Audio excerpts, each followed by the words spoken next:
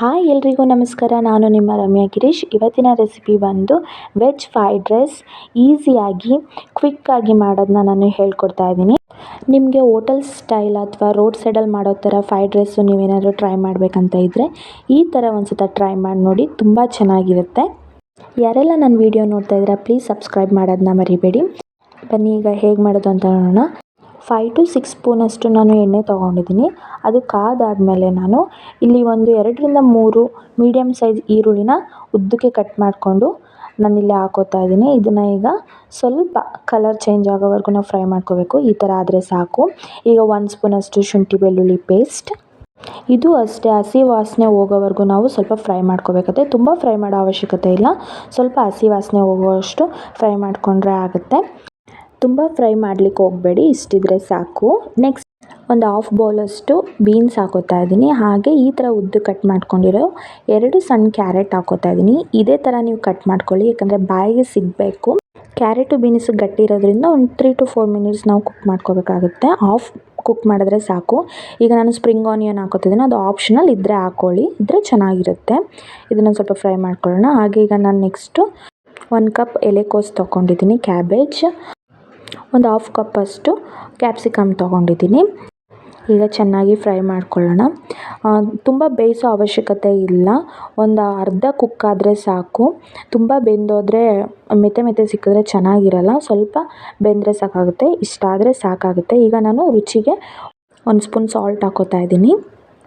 ತರಕಾರಿನೂ ಬೇಯುತ್ತೆ ಸಾಲ್ಟ್ ಹಾಕೋದ್ರಿಂದ, ಹಾಗೆ ಉಪ್ಪು ಹಿಡಿಯುತ್ತೆ ತರಕಾರಿಗೆ. ಈಗ ಒಂದು 2 ಸ್ಪೂನ್ ಆಗೋಷ್ಟು ರೆಡ್ ಚಿಲ್ಲಿ ಸಾಸ್, 2 ಸ್ಪೂನಷ್ಟು ಗ್ರೀನ್ ಚಿಲ್ಲಿ ಸಾಸ್ ಸೇರಿಸ್ತಾ ಇದ್ದೀನಿ. ಸಾಸ್ ಇಲ್ಲದೇನೂ ಸುಧಾ ನೀವು ಮಾಡ್ಬೋದು, ಬಟ್ ಅಷ್ಟು ಟೇಸ್ಟಿಯಾಗಿರಲ್ಲ. ನಾವು ರೋಡ್ ಸೈಡ್ ಅಥವಾ ಹೋಟೆಲಲ್ಲಿ ತಿಂದಾಗ ಒಂದು ಟೇಸ್ಟ್ ಸಿಗುತ್ತಲ್ಲ, ಆ ಥರ ಸಿಗಲ್ಲ. ಈಗ ಇಷ್ಟು ಬೆಂದಿದೆಯಲ್ಲ ಅಷ್ಟು ಸಾಕಾಗುತ್ತೆ. ನಾನು ಮುಂಚೆನೇ ಅನ್ನ ಮಾಡಿ ಇಟ್ಕೊಂಡಿದ್ದೆ. ನೀವು ಯಾವ್ದಾದ್ರು ಅಕ್ಕಿ ಬಳಸ್ಬೋದು, ಸೊಸೈಟಿಲಿ ಸಿಗುತ್ತಲ್ಲ ಅದನ್ನಾದರೂ ಬಳಸ್ಬೋದು, ಅಥವಾ ಅಂಗಡಿಲಿ ತೊಗೊಂಡು ಬಳಸಿದ್ರು ಚೆನ್ನಾಗಿರುತ್ತೆ.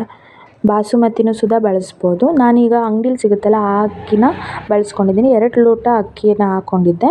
ಈಗ ನೆಕ್ಸ್ಟ್ ಇದಕ್ಕೆ ನಾನು 2 ಟೇಬಲ್ ಸ್ಪೂನ್ ಆಗೋಷ್ಟು ಪೆಪ್ಪರ್ ಪೌಡರ್ ಹಾಕೋತಾ ಇದ್ದೀನಿ. ಹಾಗೆ 2 ಟೇಬಲ್ ಸ್ಪೂನ್ ಆಗೋಷ್ಟು ಚಿಲ್ಲಿ ಪೌಡರ್ನ ಹಾಕೋತಾ ಇದ್ದೀನಿ.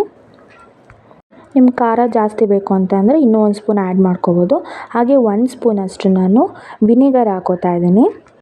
ಆ್ಯಂಡ್ 2 ಸ್ಪೂನಷ್ಟು ನಾನು ಸೋಯಾ ಸಾಸನ್ನ ಸೇರಿಸ್ತಾ ಇದ್ದೀನಿ.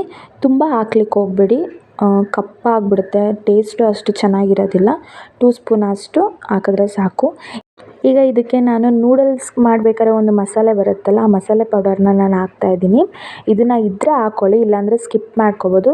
ಇದನ್ನು ಹಾಕೋದ್ರಿಂದ ಒಂದು ಟೇಸ್ಟು ಕೊಡುತ್ತೆ. ಇದ್ದರೆ ಸೇರಿಸ್ಕೊಳ್ಳಿ, ಇಲ್ಲಾಂದರೆ ಸ್ಕಿಪ್ ಮಾಡಿ, ಬಟ್ ಹಾಕಿದ್ರೆ ಚೆನ್ನಾಗಿರುತ್ತೆ. ಫಸ್ಟೇ ಉಪ್ಪು ಹಾಕಿರೋದ್ರಿಂದ ಈಗ ನಾನು ಹಾಫ್ ಸ್ಪೂನ್ ಉಪ್ಪು ಸೇರಿಸ್ಕೊತಾ ಇದ್ದೀನಿ. ಲೋ ಫ್ಲೇಮಲ್ಲಿ ಮಿಕ್ಸ್ ಮಾಡ್ಕೊಳ್ಳಿ, ಯಾಕಂದರೆ ನೀವು ಹೈ ಫ್ಲೇಮಲ್ಲಿ ನೀವು ಮಿಕ್ಸ್ ಮಾಡ್ಕೊಳ್ಳೋಕೆ ಹೋದರೆ ಅದು ಅಡಿಲಿರೋ ತರಕಾರಿ ಎಲ್ಲ ಸೀದೋಗ್ಬಿಡುತ್ತೆ, ನಿಮ್ಗೆ ಅಷ್ಟು ಇದಾಗಿ ಸಿಗಲ್ಲ. ನೋಡಿ ಈಗ ಕರೆಕ್ಟಾಗಿ ಮಿಕ್ಸ್ ಆಗಿದೆ. ನೋಡಿ ಇಷ್ಟ ಆದರೆ ಸಾಕು, ಕಂಪ್ಲೀಟಾಗಿ ಈಗ ಇದು ಆಗಿದೆ. ಯಾವುದೇ ರೀತಿ ಜಾಸ್ತಿ ಸ್ಪೈಸಸ್ನ ಆ್ಯಡ್ ಮಾಡ್ದೇ ಸಿಂಪಲ್ಲಾಗಿ ಮನೇಲಿರೋ ಇಂಗ್ರೀಡಿಯೆಂಟ್ಸಲ್ಲೇ ನೀವು ಮಾಡ್ಕೋಬೋದು.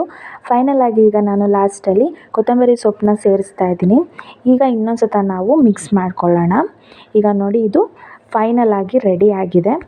ಅನ್ನ ಒಂದು ನೀವು ಮುಂಚೆನೇ ಮಾಡಿಟ್ಕೊಬಿಟ್ರೆ 10 to 15 ಮಿನಿಟ್ಸಲ್ಲಿ ವೆಜ್ ಫ್ರೈಡ್ ರೈಸ್ ರೆಡಿ ಆಗೇ ಬಿಡುತ್ತೆ. ಹೆಲ್ದಿಯಾಗಿ ಮನೇಲೇ ನಾವು ಮಾಡ್ಕೋಬೋದು, ರೋಡ್ ಸೈಡಲ್ಲೆಲ್ಲ ತಿನ್ನೋ ಬದಲು. ನೋಡಿದ್ರಲ್ಲ hotel style veg fried rice ಹೇಗೆ ಮಾಡೋದು ಅಂತ. ಈ ವಿಡಿಯೋ ನಿಮಗೆ ಇಷ್ಟ ಆಗಿದ್ರೆ ಪ್ಲೀಸ್ ನನ್ನ ಚಾನಲ್ನ ಸಬ್ಸ್ಕ್ರೈಬ್ ಮಾಡಿ, ಹಾಗೆ ಲೈಕ್ ಕೊಡಿ. ನಿಮಗೆ ಬೇರೆ ಥರ ಕುಕಿಂಗ್ ವೀಡಿಯೋಸ್ ಬೇಕಿದ್ರೆ ಕಮೆಂಟಲ್ಲಿ ತಿಳಿಸಿ. Thank you for watching.